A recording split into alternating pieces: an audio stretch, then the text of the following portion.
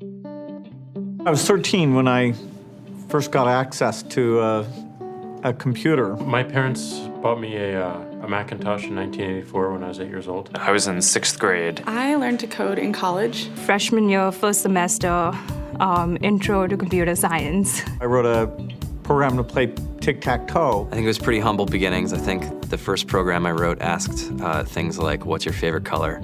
Or how old are you? I first learned how to make a green circle and a red square appear on the screen. The first time I actually had something come up and say, hello world, and I made a computer do that. It was just astonishing. Learning how to program didn't start off as wanting to learn all of computer science or trying to master this discipline or anything like that. It just started off because I wanted to do this one simple thing. I wanted to make something that was fun for myself and my sisters. And I wrote this little program and then basically just add a little bit to it. And then when I needed to learn something new, I looked it up either in a book or on the internet and then added a little bit to it. It's really not unlike kind of playing an instrument or something, or playing a sport. It starts out being very intimidating, but you kind of get the hang of it over time. Coding is something that can be learned, and I know it can be intimidating. A lot of things are intimidating, but what isn't? A lot of the coding that people do is actually fairly simple.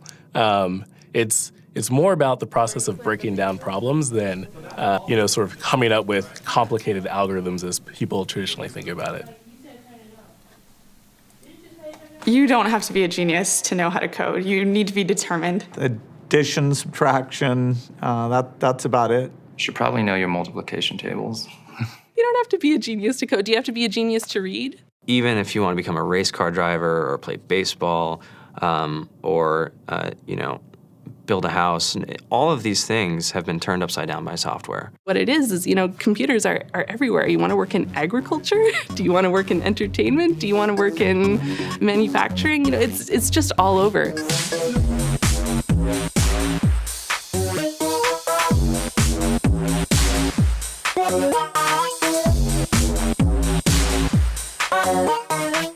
Here we are, 2013.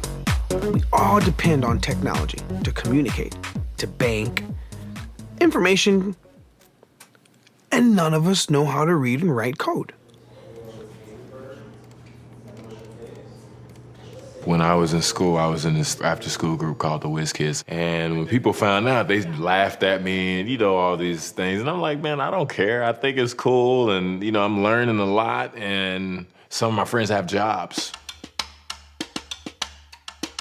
Our policy is literally to hire as many talented engineers as we can find. The whole limit in the system is just that there just aren't enough people who are trained and have these skills today.